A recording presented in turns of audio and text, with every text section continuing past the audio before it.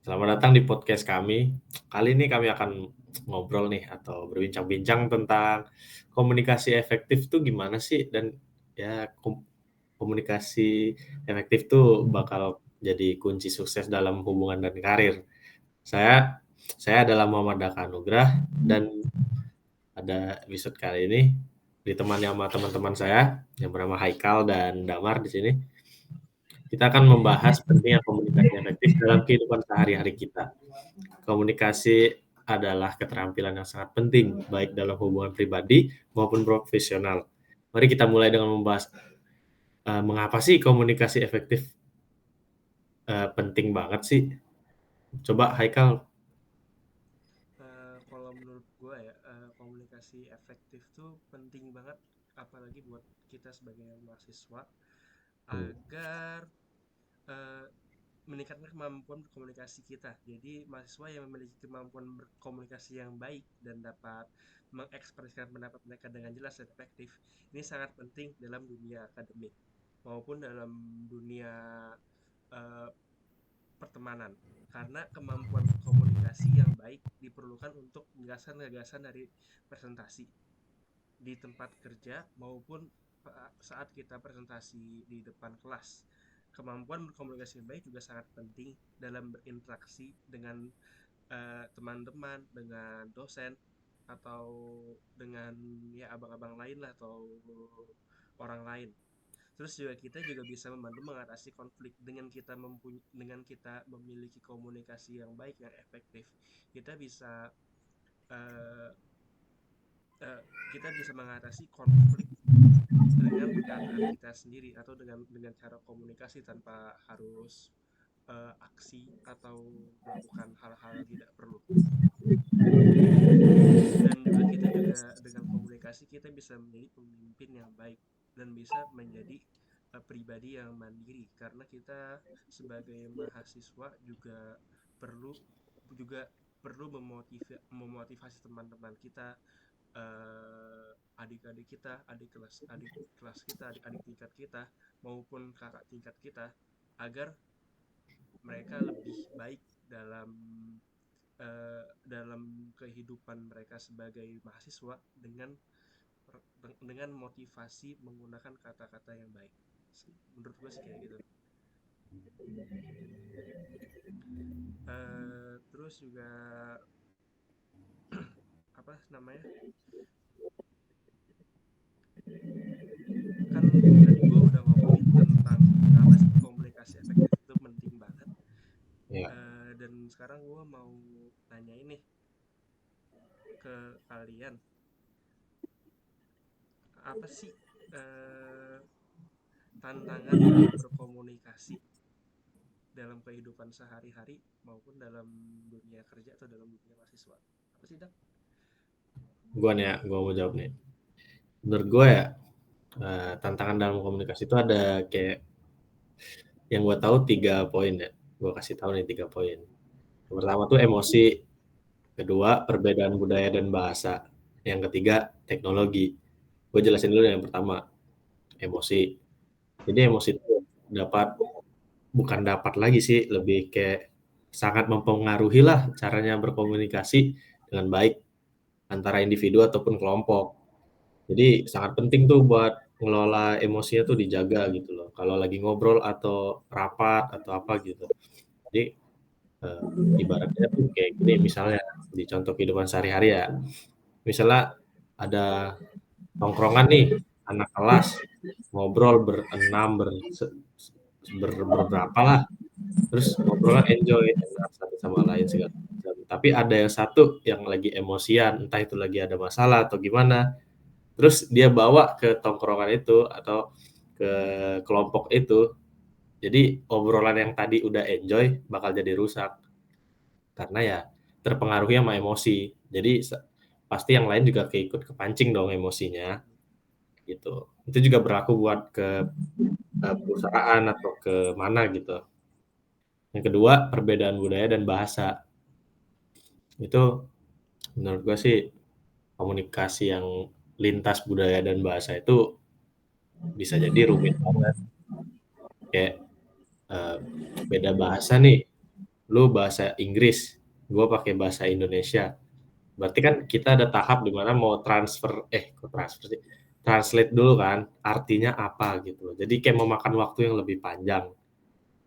Jadi susah nangkep obrolannya lah. Yang ketiga teknologi, teknologi komunikasi digital, media sosial dan lain-lain itu kan bisa kehilangan konteks tuh dan juga ekspresi nonverbal.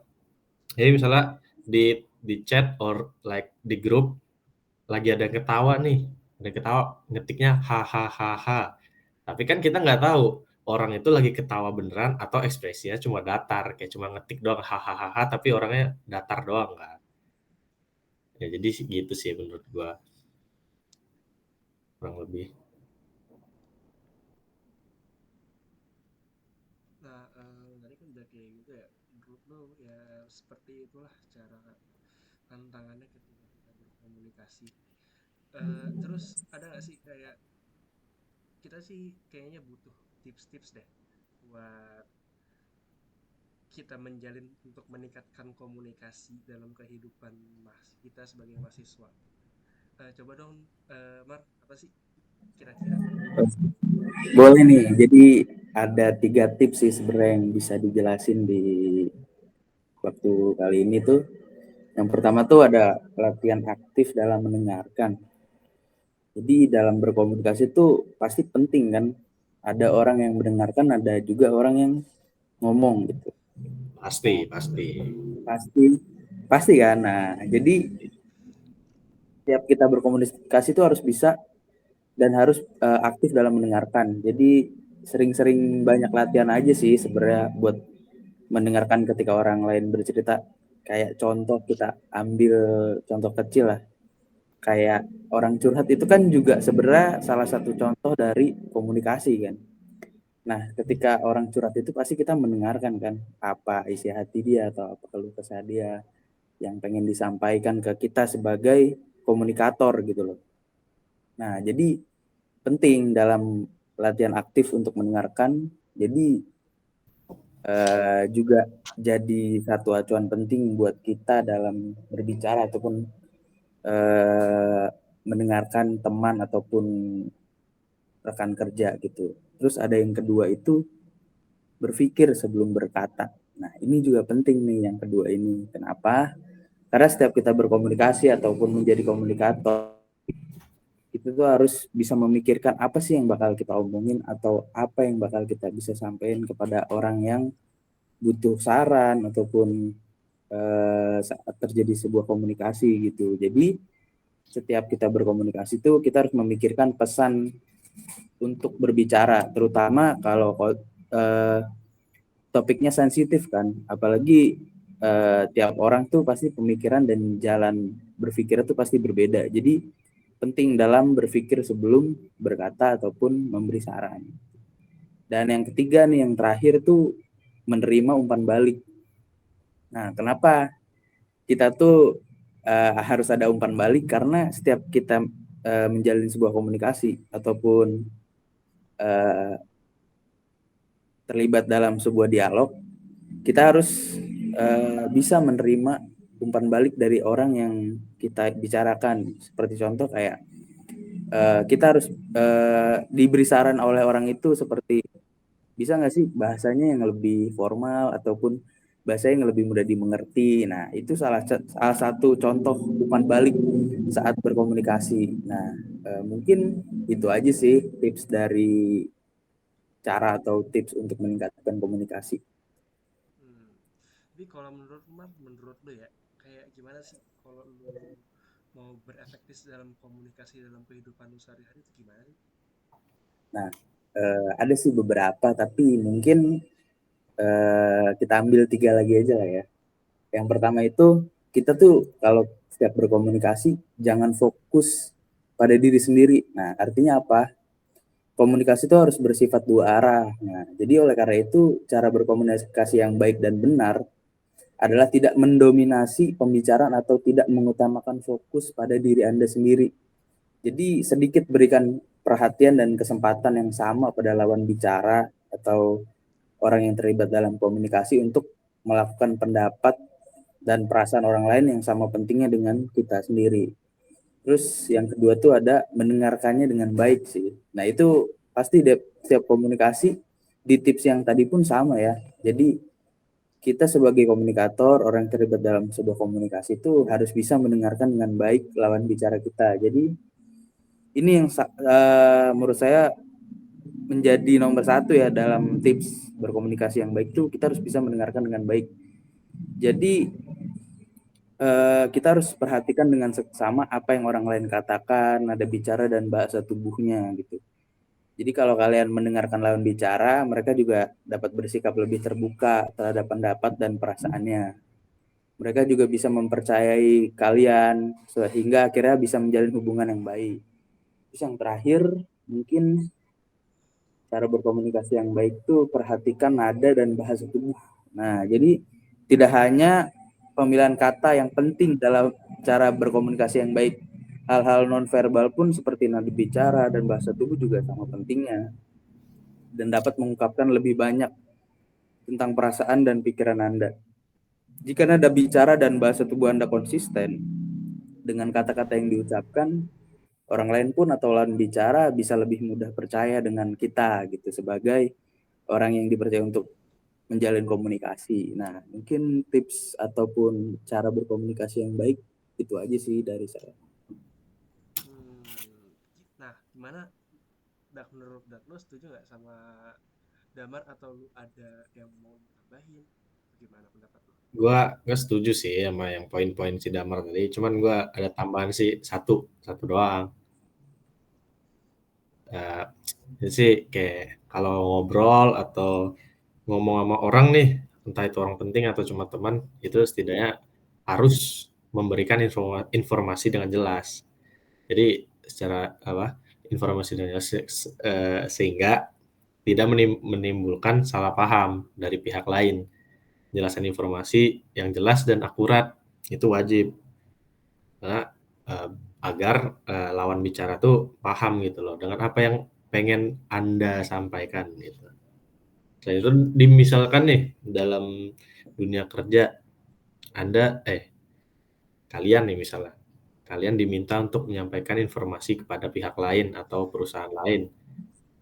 Ya, jangan sampai bikin kesalahan dan itu pasti kan kalau misalkan nih salah ngasih informasi, ya pasti berujung konflik dong sama perusahaan lain, entah itu tentang apa, rapat atau gimana gitu.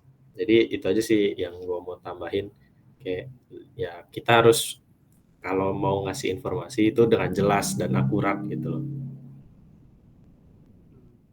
Iya begitu ya. Kalau menurut gue sih, gue setuju sama pendapat lu berdua tentang gimana sih menjalin komunikasi yang efektif. Kayak kita harus melihat lawan bicara kita, kita juga harus memilih perkataan yang bagus, yang baik, biar lawan bicara kita nggak tersinggung dan menimbulkan konflik-konflik yang tidak perlu dibutuhkan dalam kehidupan kita. Dan juga yang lain kayak misalkan mengutarakan pendapat juga dengan perkataan yang baik, yang kayak tadi, biar nggak ada konflik di antara kita, di antara sama teman-teman, sama dosen apalagi, atau sama orang lain di jalan, atau sama apalagi kalau misalkan kita lagi magang sama karyawan, itu kan lebih bahaya lagi kalau misalkan kita punya konflik sama mereka. Jadi ya dengan komunikasi efektif kita bisa menghindari hal-hal tersebut gitu. Betul. Kayaknya sampai sini aja deh buat podcast. Coba Dak, ditutup Dak. Boleh. Oke, kita kasih tepuk tangan dulu buat kita. Oke. Semoga podcast kali ini bermanfaat untuk penonton dan kita sendiri ya, yang bersifat dalam menyampaikan informasi tentang pentingnya komunikasi yang efektif. Oke. Kalian yang buat yang nonton ataupun kita bisa nambahin lagi poin-poinnya, biar lebih bermanfaat lagi aja buat kita sendiri tentunya. Oke, terima kasih. Wassalamualaikum warahmatullahi wabarakatuh.